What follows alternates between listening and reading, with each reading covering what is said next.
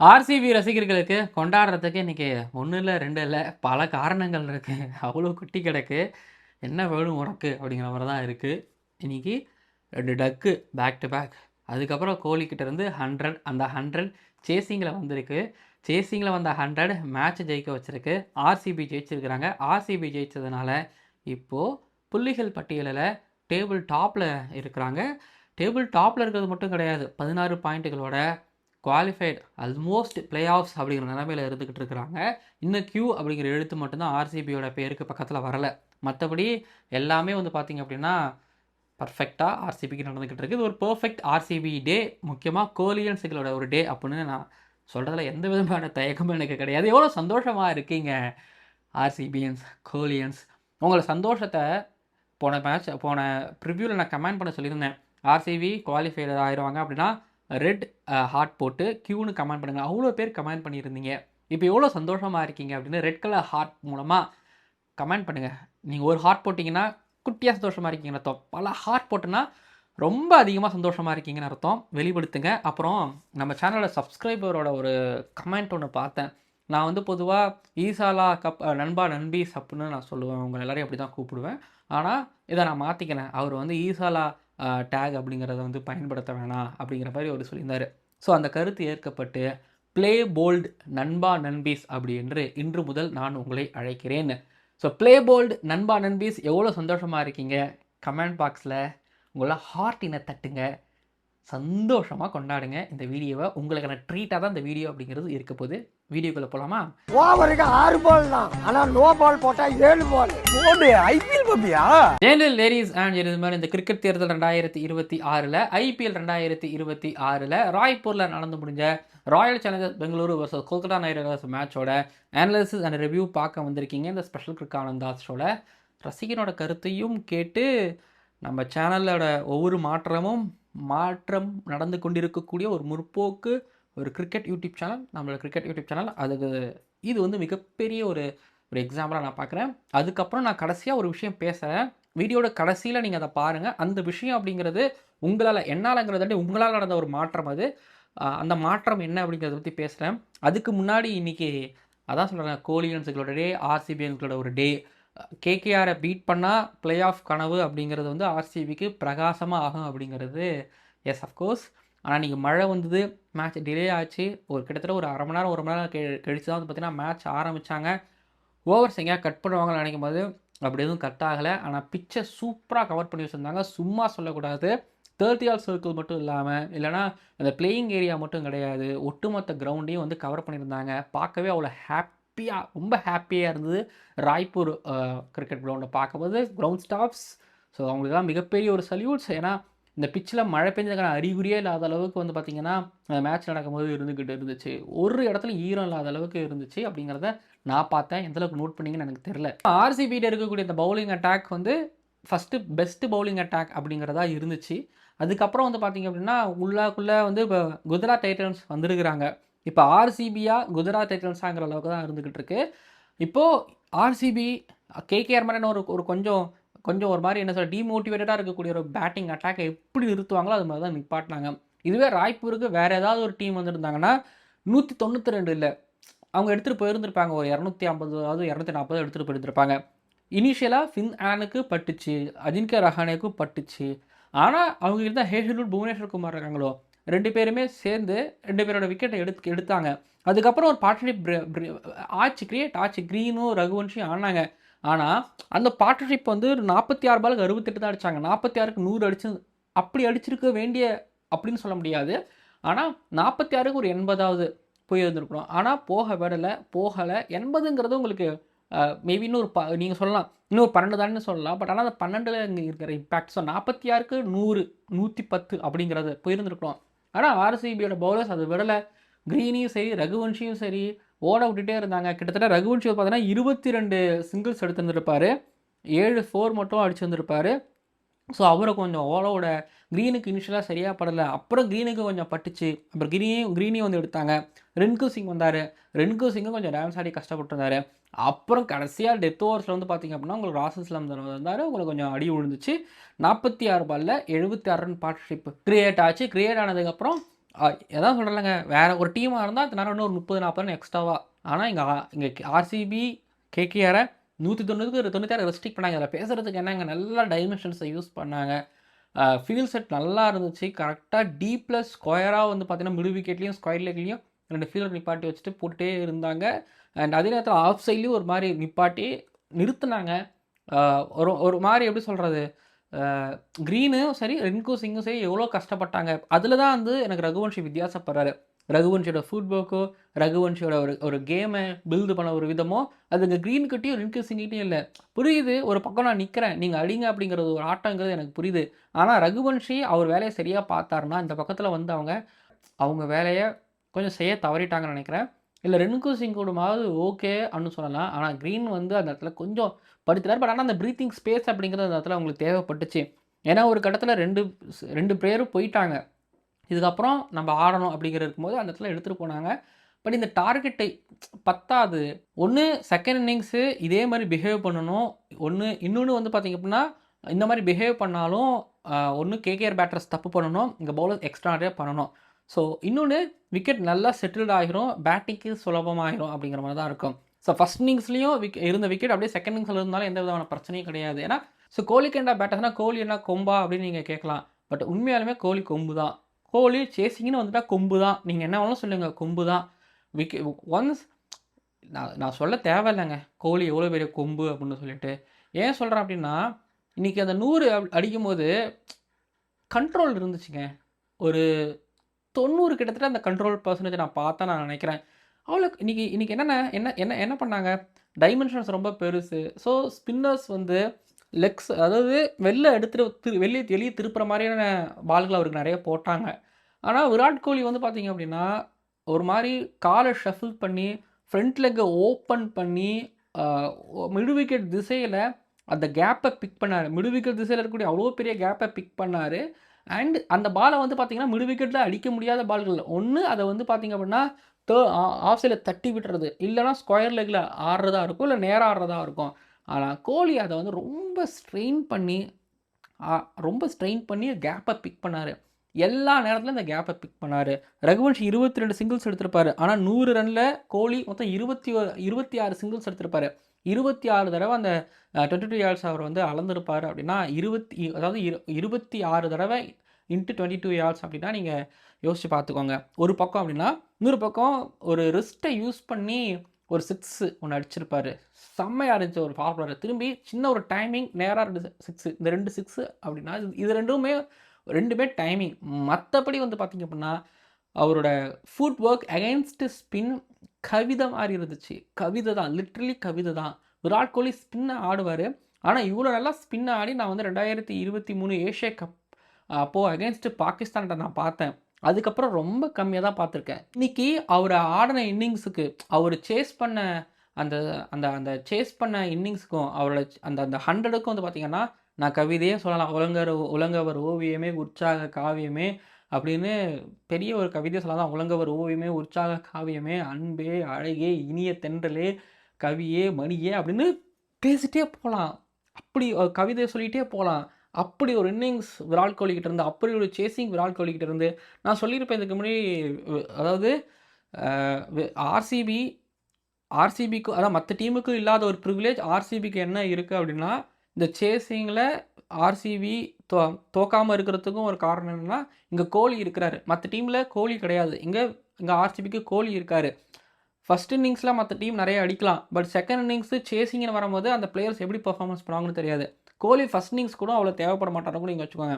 ஆனால் சேசிங்க்கு கோலி மாதிரியான ஒரு பிளேயர் தேவை. அளந்து எடுத்து செஞ்ச மாதிரி கோலி அதை வந்து சேஸ் அழகாக பண்ணுவார். நீங்கள் பாருங்களேன், எங்கேயுமே வந்து பார்த்திங்க அப்படின்னா கோலி இருக்கிற வரைக்கும் ஆப்பரண்ட்டு தான் பயம். இங்கே டீமுக்கு பயமே கிடையாது. அழகாக எடுத்துகிட்டு போனார். பார்த்தீங்களா, 26 சிங்கிளு 8 டபுள்ஸ் எடுக்கிறாரு அப்படின்னா, ஸோ கிட்டத்தட்ட அந்த 22 இயர்ஸ் எத்தனை தடவை வளர்ந்துருப்பார். இன்றைக்கி வந்து பார்த்திங்கன்னா 4 அடித்ததுக்கு அவார்டு வாங்கியிருந்தார், 6க்கு அதிகமாக அடித்ததுக்கு அவார்டு வாங்கியிருந்தாரா மறந்துடுச்சு. ஸ்ட்ரைக்கருக்கு ஏதோ ஸ்ட்ரைக் ரேட்டுக்கு அவார்டு வாங்கியிருந்தார், player of the match award வாங்கியிருந்தார். இன்றைக்கி வந்துட்டு விராட் கோலி போயிருந்தார். ஏதோ ஒரு 8-9 வருஷத்துக்கு முன்னாடி பார்த்த விராட் கோலியை இன்றைக்கி பார்க்குற மாதிரி எனக்கு இருந்தது. இந்த ஐபிஎல்ல கோலி அதை தான் பண்ணிக்கிட்டு இருக்காரு. தலைவா திரும்ப வந்து கிரிக்கெட் ஆட தலைவா இன்டர்நேஷனல் கிரிக்கெட்டு ஓடிஐ மட்டும் இல்லை வேறு ஏதாவது ஒரு ஃபார்மெட் ஆட தலைவாங்கிற மாதிரி இருக்குது. இன்றைக்கி இயான் பிஷப் கிட்ட கூப்பிட்டு நிற்க வச்சு இயான் பிஷப் அவர்கிட்ட ஒரு கேள்வி கேட்டார். என்ன கேட்டார்னா, ஃபஸ்ட்டு ரன் அடித்தோடனே இப்படி செலப்ரேட் பண்ணீங்களே ஏன் அப்படின்னு கேட்டதுக்கு அவர் ஏதோ பெருசாக பதில் சொன்னாருங்க இங்கிலீஷில். செம்ம ஏஸ்தட்டிக்காக இருந்துச்சு. அதுக்கப்புறம் வந்து பார்த்திங்க அப்படின்னா இந்த 100 அடிக்கிறத பற்றி அவர் கேட்டார். எவ்வளோ பிடிக்கும்னு கேட்டார். எனக்கு ரொம்ப பிடிக்கும், இந்த லெவல் ஆஃப் கிரிக்கெட் விளாட்றது அது பிடிக்கும் அப்படிங்கிற மாதிரி அவர் பேசினாருங்க. செம்மையாக இருந்துச்சு. நீங்கள் மேபி ஹாட் ஸ்டாரில் அவர் பேசுனது, ப்ரெசன்டேஷன் சேனலில் அவர் பேசுனது இயான் பிஷப் கிட்ட இருந்ததுன்னா அதை பாருங்கள். செம்மையான ஒரு ஸ்பீச்சு, சான்ஸே இல்லைங்க. கோலிக்கு மவுஸ் இருக்குது. கோலி இப்போது ஆர்சிபி ரிலீஸ் பண்ணாலும் பல கோடிக்கு போவாங்க.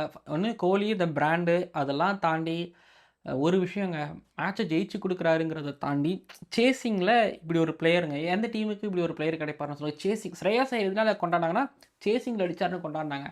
இவரை மாதிரி சேசிங்லாம் சான்ஸே இல்லை. திரும்ப திரும்ப உணர்த்திக்கிட்டு இருக்காரு. இன் ஃபியூச்சரில் இந்தியா சேசிங்கில் நிறைய கஷ்டப்படும் போது இவரை மிஸ் பண்ணுவோமே அப்படின்னு சொல்கிறதுக்கு வாய்ப்பு இருக்குது.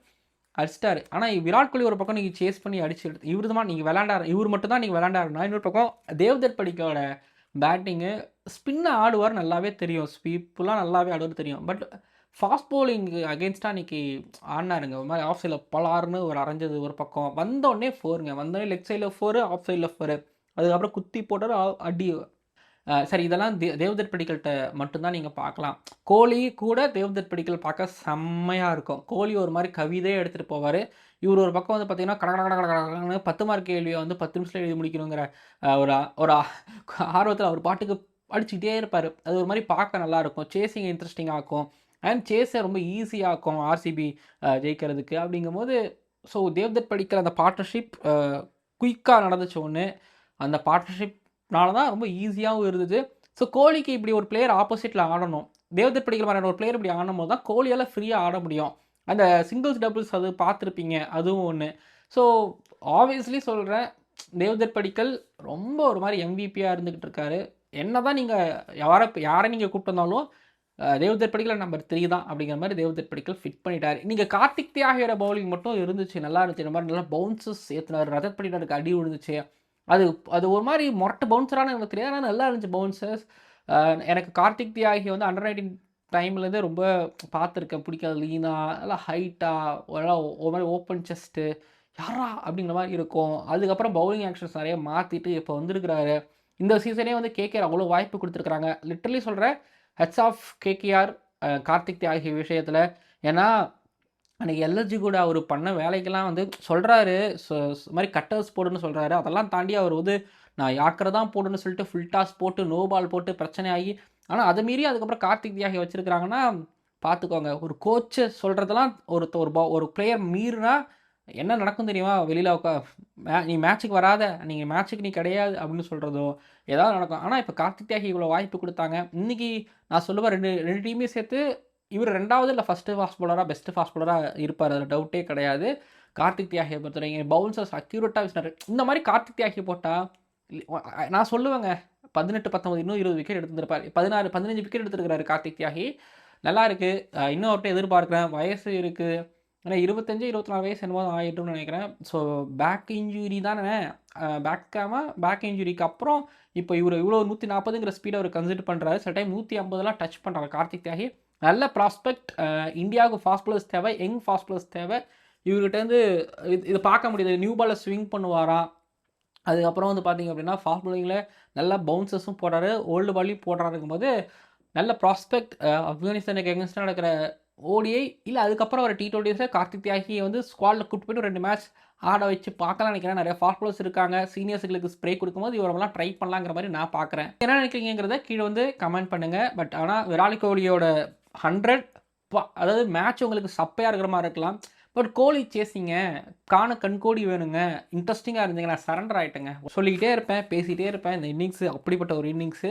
ஆர்சிபிக்கு ஒரு விஷயம் ஒன்று, புவனேஸ்வர் குமார், ஹேஷ்லூட், குர்னூல் பாண்டியா ஓகே. ராசிக் சலந்தர் கொஞ்சம் இல்லை அவர் நல்லா பெட்டராகவே போட்டிருக்காரு ஒன்று. ஆனால் ஜேக்கப் தஃபே இன்றைக்கி நிறையா போட்டார். ரொமாரே ஷப்போட இடத்துல அவர் கொண்டு வந்தாங்க. ஆனால் ரொமாரே ஷப்போடே இருந்திருக்கலாங்கிற அளவுக்கு இன்றைக்கி அவரோட பவுலிங் அந்த இடத்துல இருந்துச்சு. இது ஆர்சிபி ஃபேன்ஸில் கருத்து. ஆனால் இன்னொன்று ஆர்சிபி ஃபேன்ஸ் ஒரு விஷயத்தை கவனிக்க முடியுது. ஜித்தேஷ் சர்மா வந்து இந்த சீசன் முழுக்க அடிக்கவே இல்லை. 1-2 மேட்ச்சில் கிட்டத்தட்ட ஒரு 11 மேட்ச்சுக்கு அவர்கிட்ட ரன்ஸ் வரவே இல்லை. அதே போல் ரொமாரியோ ஷெப்பர்டும் வந்து பார்த்தீங்கன்னா அவ்வளோ இம்ப்ரெசிவான பர்ஃபார்மன்ஸ் கொடுக்கவும் இல்லை. முக்கியமாக ராய்ப்பூரில் நடந்த மும்பை இந்தியன்ஸுக்கு அகேன்ஸ்டாக அந்த சேசிங்கு 10 பால் முழுங்கிட்டாரு. ஒரு மாதிரி 10 பாலில் 7 என்னமோ தான் அடிச்சிருந்தாரு. ரொமாரியோ ஷெப்பர்டு முடிக்க வேண்டிய மேட்ச் வந்து புவனேஸ்வர் குமார் 6 அடிச்சு ராசிக் சலாம் ஓடி இந்த மேட்சை ஜெயிச்சாங்க. ஸோ அப்படி இருக்கும்போது ரொமாரியோ ஷெப்பர்டும் சரி, ஜித்தேஷ் சர்மாவும் சரி சரியாக பர்ஃபார்மன்ஸ் பண்ணும்போது இப்போ சில ஃப்ரான்ச்சைஸெல்லாம் இருக்காங்க, அவங்க டீமில் அவங்க கேப்டன் சரியாக பண்ணலை அப்படின்னா ஓகே ஒன்றும் இல்லை. இப்போ சென்னை சூப்பர் கிங்ஸ் இருக்கிறாங்கன்னா ருத்ராஜ் கேக்வாத் சரியாக பண்ணாத போது ருத்ராஜ் கேக்வாத்தை வந்து இன்னைக்கு அவருக்கு கேப்டன்சி வர மாட்டேங்குது, அவர் கேப்டன்சி மெட்டீரியல் இல்லைன்னு சொல்லி திட்டுவாங்க. இதே போல் வந்து பார்த்தீங்க அப்படின்னா ஃப்ளமிங்க்கும் நடக்கும், அங்கே இருக்கக்கூடிய மற்ற பவுலர்களுக்கும் அது நடக்கும். பட் ஒன்ஸ் வின் பண்ணி கொடுத்துட்டாங்க அப்படின்னா அவ்வளோதான். ருத்ராஜ் கேக்வாத் தான் பெஸ்ட்டு கேப்டன், அடுத்த சீசன் அவர் தான் அப்படின்னு சொல்லுவாங்க. அது அங்கே உங்கள் பிளேயரையும் தலையில் வச்சு கொண்டாட முடியாத அளவுக்கு கொண்டாடுவாங்க. இப்போ நீங்கள் ஆர்சிபி எடுத்துக்கிட்டிங்கன்னா இன்கேஸ் ஆர்சிபி பிளேயர்ஸ் யாராவது சொதப்பிட்டாரு அப்படின்னா அவ்வளோதான், முடிஞ்சு போச்சு. அவரோட ப்ரொஃபைலில் போயிட்டு நீங்கள் கமெண்ட் பாக்ஸை எடுக்கவே முடியாதுங்கிற அளவுக்கு இருக்கும். ஆனால் இப்படி கிடையாது. ஃபேன்ஸ் ஒரு பக்கம் ஜித்தேஷ் சர்மாவை பேக் பண்ணுறாங்க, ரொமாரியோ ஷெப்பர்ட் வேணாம் அப்படின்னு சொன்னாலும் ரொமாரியோ ஷெப்பர்டையும் பேக் பண்ணுறாங்க. முக்கியமாக அவங்களோட பிளேயர்ஸை பேக் பண்ணுறது எனக்கு ஆர்சிபி ஃபேன்ஸ் கிட்ட பார்க்க வந்து நல்லா இருக்குது. ஆர்சிபி ஃபேன்ஸ் லாயல் ஃபேன்ஸ் அப்படிங்கிறத தாண்டி இப்போ ஆர்சிபி ஃபேன்ஸ் இப்படி ஒரு ரூபத்தை எடுத்திருக்காங்க போது நண்பர்களே, சல்யூட் ப்ளே போர்டு நண்பர்களே அப்படிங்கிற மாதிரி, நண்பீஸ் அப்படிங்கிற மாதிரி இருந்துச்சு. சூப்பராக இருந்துச்சு. திடீர்னு இன்றைக்கி எனக்கு அது தோணுச்சு, ஆமாம் ஜித்தேஷ் சர்மா இவ்வளோ ஃப்ளாப் ஆகிறாரு, இன்கேஸ் ஒரு சென்னை சூப்பர் கிங்ஸில் ஆடி இருந்தாருன்னா முடிச்சு விட்ருப்பாங்க அப்படிங்கிற மாதிரி இருக்கும்ல ஃபேன்ஸ். பட் ஆனால் அங்கே பார்த்துக்கோங்க, நல்லா இருக்குது. அறிவார்ந்த சமூகமே அப்படிங்கிற மாதிரி எனக்கு இருந்துச்சு, ஹாப்பியாக இருந்துச்சு. எல்லா ஃப்ரான்ச்சைசஸ் ரசிகர்களும் கன்டினியூ பண்ணணும் அப்படின்னு நான் ஆசைப்பட்றேன். சரி, ஓகே, ஒரு விஷயம் சொல்கிறேன்னு சொன்னேன்ல, பாயிண்ட்ஸ் டேபிள் முடிச்சுட்டு சொல்கிறாருங்க. இப்போ பாயிண்ட்ஸ் டேபிள் பார்த்தோம் அப்படின்னா ஆர்சிபி, நான் தானே இப்போ ஊரோட டாப்லேயே இருக்கிறேன், மற்றவெல்லாம் எனக்கு கீயாக இருக்காண்டா அப்படிங்கிற மாதிரி ஆர்சிபி வந்து 14 பாயிண்டோட டேபிள் டாப்பில் இருக்கிறாங்க. இப்போது கேகேஆரை பீட் பண்ணியாச்சு. அடுத்தது அவங்களுக்கு பஞ்சாப் கிங்ஸ் கூடயும் எஸ்ஆர்ஹெச் கூடயும் தான் வந்து பார்த்திங்க அப்படின்னா மேட்ச் இருக்குது. இதில் ஏதாவது ஒரு போட்டியை ஜெயிச்சா அவ்வளோதான், அவங்களுக்கு குவாலிஃபயர்ஸ் 1, அதில் டவுட்டே கிடையாது. சரி, இப்போதைக்கு வந்து பார்த்திங்க அப்படின்னா ஜிடி 2ல் இருக்காங்க பாயிண்ட்ஸ் டேபிளில், எஸ்ஆர்ஹெச் 3ல் இருக்கிறாங்க, பஞ்சாப் கிங்ஸ் 4ல், சிஎஸ்கே 5ல் இருக்காங்க, 6வது பொசிஷனில் ஆர்ஆர் இருக்காங்க. பாயிண்ட்ஸ் டேபிள் அடிப்படையில் பார்த்தீங்க அப்படின்னா GT 16, Punjab Kings 13, CSK 12, RR 12 இருக்காங்க. இந்த ஆர்ஆருக்குலாம் வந்து பார்த்தீங்கன்னா டிசி, எல்எஸ்ஜி, எம்ஐ 3 மேட்சை வின் பண்ணி அழகாக உள்ள வர மாதிரி இருக்காங்க. ஜிடியை பொறுத்த வரைக்கும் வந்து பார்த்திங்க அப்படின்னா அவங்களும் ஜிடி உள்ள ஆல்மோஸ்ட் இப்போ எஸ்ஆர்ஹெச், சிஎஸ்கே, ஆர்சிபி 2 கடினமான team. So Punjab Kings, SRH, CSK, RR இந்த 4 டீமில் எந்த 2 டீம் உள்ளே வர போகிறாங்க அப்படிங்கிறது பொறுத்திருந்து பார்க்கலாம். நான் சொல்கிறது என்ன அப்படின்னு எனக்கு சத்தியமாக தெரியலங்க. நான் சொல்ல வர்றது எது நான் சொல்லலை. நான் இந்த டீம் அந்த டீம் வருவாங்க நான் எதுவும் சொல்லலை. ஆனால் பவுலிங் லைனப் நல்லா இருக்கக்கூடிய டீம், பவுலிங் எந்த டீம் நல்லா போகுது அந்த டீம் உள்ளே வருவாங்க. அது எஸ்ஆர்ஹெச், அதுக்கப்புறம் பஞ்சாப் கிங்ஸு, சிஎஸ்கே, ஆர்ஆர். எந்த டீமில் பவுலிங் நல்லா இருக்குது? இப்போ ஜேமி ஓர்டன் காயமாமில்ல சிஎஸ்கே, அவ்வளோதான் முடிஞ்சிச்சு. சிஎஸ்கே முடிச்சு விட்டாங்க, முடிஞ்சிச்சு அப்படின்னு நினைக்கிறேன். பஞ்சாப் கிங்ஸு இருக்கக்கூடிய ஃபாஸ்ட் பால்ஸ் நல்லா போட்டாங்கன்னா வரலாம். எஸ்ஆர்ஹெச்லேயும் யங்ஸ்டர்ஸ் நல்லா பண்ணிகிட்டு இருக்கிறாங்க, பேட்டிங் நல்லா இருக்குது, டிசர்வ்டு. ஆர்ஆர் தான் கொஞ்சம் பவுலிங் கொஞ்சம் தொய்வாக இருக்குது. என்ன நடக்குதுன்னு பொறுத்திருந்து பார்க்கலாம். ப்ளே போல்டு நண்பா நண்பீஸ், ஹாப்பியாக இருக்கிறீங்களா? டாப்பில் இருக்கீங்க. அதான் இந்த ஆர்சிபி ஈரா அப்படின்னு சொன்னேன். ஆர்சிபி ஈரானா டேபிள் டாப்புக்குள்ளே இருக்கணும், இருந்துக்கிட்டு இருக்கிறாங்க. சரி, ஓகே, இதை விட நான் ஒரு விஷயம் சொல்லணும்னு நினச்சேன். என்னென்னா, அதாவது நான் உங்ககிட்ட ஆரம்பத்தில் ஒரு விஷயம் சொல்கிறேன்னு சொன்னேன்ல, இந்த விஷயந்தான் உங்களுக்கு கிடைச்ச ஒரு விக்ட்ரி தான். இது நமக்கு கிடைச்ச விக்ட்ரிங்கிறத தாண்டி இது உங்களுக்கு கிடைச்ச விக்ட்ரி தான். ஏன்னா நீங்கள் தான் பல வருஷமாக இதை வந்து அட்ரஸ் பண்ணிக்கிட்டே இருக்கிறீங்க. பட் இப்போ உங்களுக்கு விக்ட்ரியும் இது கிடச்சிருக்குது. கொஞ்ச நாளைக்கு முன்னாடி ராய்ப்பூரில் நடந்த ஆர்சிபி vs எம்ஐ மேட்ச்சில் ரயன் ரெக்கல்டன் அவர்கள் வந்து குருல் பாண்டியா, அதாவது கிராம்பினால் கஷ்டப்பட்டு இருக்கும்போது வந்து ஸ்ட்ரெச் பண்ணும்போது அப்போது ஸ்டார் ஸ்போர்ட்ஸ் தமிழோட கமெண்டேட்டரான பத்ரிநாத் அவர்கள் வந்து அப்போ சில பல கருத்துக்களை வந்து தெரிவிச்சிருந்தார். அது ரொம்பவே சர்ச்சைக்குள்ளாகி பொதுவாக தமிழ்நாடு ஆர்சிபி ரசிகர்கள் மட்டும் இல்லாமல் ஒட்டுமொத்த இந்தியாவே வந்து பார்த்திங்க அப்படின்னா அதுக்காக குதிச்சு எழுந்து சோஷியல் மீடியாவில் வந்து பத்ரிநாத் அவர்களை மட்டும் டேக் பண்ணாமல் star sports India, star Sports Tamil இவங்களெல்லாம் டேக் பண்ணி அதை பற்றி நிறைய விவாதம் பண்ணி அதுக்கு நிறைய கண்டன குரல்கள்லாம் கொடுத்ததுக்கு அப்புறமா, அதாவது பல வருஷமாக பத்ரிநாத் அவர்கள் வந்து இப்போ ஆர்சிபி மேட்ச் அப்போ இல்லை நான் ஆர்சிபி மேட்ச் அப்போது வந்து பார்த்திங்க அப்படின்னா ஸோ கொஞ்சம் ஆர்சிபி புல் டவுன் பண்ணுற மாதிரியோ இல்லை ஆர்சிபி பற்றி வரம்புக்கு மீறின சில பல கருத்துக்களையோ வந்து தெரிவிக்கிறது உண்டு. அது வந்து கமெண்டஸ்டன்ட்டில் மட்டும் இல்லாமல் அது வந்து சோஷியல் மீடியாலேயே வந்து பார்த்திங்க அப்படின்னா அது தொடர்ந்து வந்துக்கிட்டு இருந்தது. ரொம்ப நிறையா ஆர்சிபி ரசிகர்கள் இதனால் வந்து பார்த்திங்க அப்படின்னா ரொம்ப ஒரு மாதிரி மனசு கஷ்டப்பட்டாங்க. நிறையக்கு மனக்காயங்கள், மன கசப்புகள் இருந்தது. இதனாலவே வந்து பார்த்தீங்க அப்படின்னா, பத்ரிநாத் அவர்களுக்கும், ஆர்சிபி ரசிகர்களுக்கும் இடையில வந்து பார்த்தீங்க அப்படின்னா, ஒரு நல்ல உறவு அப்படிங்கிறது இருக்கவே இருக்காது. அதான் வாக்கியா தகராறுன்னு சொல்லலாம். இவங்க 2 பேத்துக்கும் அந்த வன்ம கணக்கு அப்படிங்கிறது நிறையா கூடிக்கிட்டே போயிட்டு இருந்தது. ஸோ இப்போ வந்து பார்த்தீங்க அப்படின்னா, அந்த MI, RCB, Krunal Pandya, Ryan டெக்லர் அந்த கிராம்ப் இஷ்யூவுக்கு அப்புறமா இத பெருசா ரைஸ் பண்ணி, இத நம்மளும் அட்ரஸ் பண்ணியிருந்தோம். இப்போ நடந்து முடிஞ்ச ஆர்சிபி வெர்சஸ் கேகேஆர் மேட்ச்ல ரகுநாத் அவர்களை கூப்பிட்டு மேபி ஸ்டார் ஸ்போர்ட்ஸ் இந்தியா இல்லை ஸ்டார் ஸ்போர்ட்ஸ் தமிழ்ல மேபி ஸ்டார் நிறுவனம் வந்து கூப்பிட்டு இந்த மாதிரி ஒரு இஷ்யூ இருக்குது. இதை வந்து ரசிகர்கள் பெருசாக அட்ரஸ் பண்ணிக்கிட்டு இருக்கிறாங்க. சோஷியல் மீடியா முழுக்க அப்படி போய்கிட்டு இருக்கு. கொஞ்சம் ஆர்சிபி டீமை பற்றி பேசும்போது கொஞ்சம் கண்ணியத்தோட, கொஞ்சம் வரம்பை மீறாமல் பேசலாமே அப்படிங்கிற மாதிரி தெரிவிச்சிருப்பாங்களா? இல்லை பத்ரிநாத் அவர்களே வந்து பார்த்தீங்க அப்படின்னா, சரி ஓகே, நம்ம ஆல்ரெடி ஒரு தவறு பண்ணியிருக்கோம். 2, 3 தவறுகள் நடந்திருக்குது. இதுக்கப்புறம் நம்ம கொஞ்சம் பார்த்து பேசலாம். இதுக்கப்புறம் நம்ம கொஞ்சம் வரம்ப மீறாம பேசலாம் அப்படின்னு அவரே அவரோட தவற உணர்ந்து, அ அவரு தன்னை லைட்டா மாத்திக்கிட்டு, மேபி பேச ஆரம்பிச்சிருக்கிறாரா? அப்படிங்கிறது எனக்கு தெரியல. ஆனா எது எப்படியோ இன்னைக்கு மேட்ச் முழுக்க வந்து பார்த்தீங்கன்னா, அதாவது ஆர்சிபி வெர்சஸ் கேகேஆர் மேட்ச்ல வந்து பார்த்தீங்க அப்படின்னா, பத்ரிநாத் அவர்கள் வந்து எங்கேயுமே ஒரு வரம்பு மீறிய ஒரு வார்த்தைகளோ, இல்ல வரம்பு மீறிய ஒரு கருத்துக்களோ அவரிடமிருந்து வரவே இல்ல. மேட்ச் முழுக்க அனைவருக்கும் பிடித்த, நான் ஒரு ஓஜி பத்ரிநாத் அவர்களை பார்த்துறப்பல அந்த பத்ரிநாத் அவர்களை பார்க்க முடிஞ்சது. ஒரு மிஸ்டர் பெர்ஃபெக்ட் ஒரு பத்ரிநாத் அவர்களை பார்க்க முடிஞ்சது. ரொம்ப ஹாப்பியாக இருந்துச்சு. வந்தார், அவர் பாட்டுக்கு அவர் வேலையை அதாவது கமெண்ட் பண்ணார், நல்லா இருந்துச்சு. இதுதான், இந்த பத்ரிநாத் அவர்கள் தான் தேவை. இந்த பத்ரிநாத் அவர்கள் தான் வந்து எல்லாரும் ரசிப்பாங்க. இந்த பத்ரிநாத் அவர்கள் தான் எல்லாருக்கும் பிடிச்சிருந்துச்சு. ஸ்ட்ரிப்ஸ் ஏற்றிக்கிட்டு ஃபஸ்ட் கிளாஸ் கிரிக்கெட் ஆடின பத்ரிநாத் அவர்கள் எப்போல்லாம் விக்கெட்டை ஆர்சிபி சிஎஸ்கே விடுறாங்களோ அப்போல்லாம் வந்து ஆடி கொடுத்த அந்த பத்ரிநாத் அவர்கள், மிஸ்டர் பெர்ஃபெக்ட் பத்ரிநாத் அவர்களும் கமெண்ட்ரி பாக்ஸில் தேவை அப்படிங்கிறது ரசிகர்களோட ஒரு விருப்பமும் கூட. அந்த அந்த அந்த அந்த கோரிக்கையை பத்ரிநாத் அவர்கள் ஏற்றுக்கிட்டு அதை கொஞ்சம் மாற்றிக்கிட்டாரு அப்படிங்கும்போது இன்றைக்கி வந்து ரொம்ப ஹாப்பி. அண்ட் இன்னொரு விஷயம் வந்து பார்த்தீங்க அப்படின்னா, இது ஸ்டார் ஸ்போர்ட்ஸ் தமிழால் தான் நடந்திருக்கு அப்படின்னா நான் ரொம்ப சந்தோஷப்படுறேன். ஏன்னா ஸ்டார் ஸ்போர்ட்ஸ் தமிழ் இருக்காங்கல்ல, அவங்க தான், அதாவது நிறைய ஸ்டார் ஸ்போர்ட்ஸில் நிறைய கிளை சேனல்கள் இருக்கலாம்.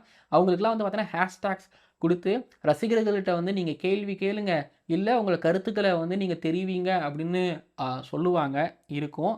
ஆனால் இங்கே ஸ்டார் ஸ்போர்ட்ஸ் தமிழோட ஹேஷ்டேக் ஸ்டாரை கேளுங்கள் அப்படிங்கிற ஹேஷ்டேகை எக்ஸின் மூலமாக வந்து பார்த்தீங்க அப்படின்னா கொடுத்து உங்களோட கருத்துக்களையோ இல்லை உங்களோட கேள்விகளையோ நீங்கள் வந்து எங்ககிட்ட கேட்கலாம், நீங்கள் பேசலாம், சொல்லலாம் அப்படின்னு ஸ்டார் ஸ்போர்ட்ஸ் தமிழ் வந்து ரசிகனுக்கும் ஸ்டார் ஸ்போர்ட்ஸ் தமிழுக்கும் இடையில இருக்கக்கூடிய அந்த ஒரு பாலத்தை வந்து பார்த்திங்க அப்படின்னா ரொம்ப பெருசுப்படுத்தி ரசிகனோட கருத்துக்களை வரவேற்று அவனோட கோரிக்கைகளை வந்து அவனை கேட்டு அறிஞ்சு புரிஞ்சு ஸோ போகிறவங்க தான் ஸ்டார் ஸ்போர்ட்ஸ் தமிழ். நீங்கள் ஏதாவது ஒரு விஷயத்தை அட்ரஸ் பண்ணுறீங்களா, நாங்கள் அதை கேட்டுப்போம், அதை நாங்கள் மாற்றிப்போம் அப்படிங்கிறது தான் ஸ்டார் ஸ்போர்ட்ஸ் தமிழ். ஸோ இப்போது அதை திரும்ப ஒரு தடவை நிரூபிச்சிருக்கிறாங்க அப்படிங்கும்போது ரொம்ப ரொம்ப ஹாப்பியாக இருக்குது. ரசிகனால தான் ஸ்டார் ஸ்போர்ட்ஸ் தமிழ், ரசிகனுக்காக தான் ஸ்டார் ஸ்போர்ட்ஸ் தமிழ், ரசிகனால் மட்டுமே ஸ்டார் ஸ்போர்ட்ஸ் தமிழ், ரசிகனுக்காக ஸ்டார் ஸ்போர்ட்ஸ் தமிழ் மீண்டும் ஒரு முறை தெரிவிச்சிருக்கிறாங்க. இது ஒரு விக்ட்ரியாக நான் பார்க்குறேன். இது வந்து பார்த்தீங்க அப்படின்னா உங்களோட விக்ட்ரி இல்லை நம்ம விக்ட்ரியாக தான் நான் பார்க்குறேன். நடந்திருக்குது. தொடர்ந்து உங்களுக்கு ஏதாவது பிடிக்கலையா, இந்த விஷயம் இப்படி பண்ணலாமா, இந்த விஷயத்தை இப்படி செய்யலாம் அப்படிங்கிறத வந்து எனக்காக இருந்தாலும் சரி தான், யாருக்காக இருந்தாலும் சரி தான், நல்ல வார்த்தைகளை பயன்படுத்தி சரியான முறையில் வந்து விமர்சனம் பண்ணிங்கன்னா அது கண்டிப்பாக நடக்கும். இப்போ அதுதான் நடந்திருக்கு. நீங்கள் ஒரு மாற்றத்தை ஏற்படுத்திட்டு இருக்கிறீங்க. மாற்றம் தேவை, ஆரோக்கியம், கேள்விகள் கேளுங்கள். நன்றி. வீதி நிறைவடைகிறது. எவ்வளோ எனக்கு ஹாப்பியாக இருக்குது. கோலி 100 சேசிங், ஆர்சிபி ஜெயிக்கிறாங்க, டேபிள் டாப்பில் போகிறாங்க, கார்த்திக் தியாகி நல்லா பவுலிங் பர்ஃபார்மன்ஸ் பண்ணுறாரு, அண்ட் ஒரு ரசிகர் சொல்கிறாரு, அதை நான் மாற்றியிருக்கேன். ஸ்டார் ஸ்போர்ட்ஸ் தமிழ் இப்போது இந்த மாதிரி ஒரு விஷயத்தை பண்ணியிருக்கிறாங்க. ரொம்ப ஹாப்பியாக இருக்குது. வீடியோ நிறைவடைகிறது. ஓகேங்களா, அடுத்தடுத்த வீடியோக்கள் உங்களை நான் சந்திக்கிறேன். எனக்கு மாற்றம் அப்படிங்கிறது பிடிக்கும். எஸ், நிறைய பிடிக்கும், நடந்திருக்கு. அடுத்தடுத்த வீடியோக்கள் நான் சந்திக்கிறேன். பார்க்கலாம்.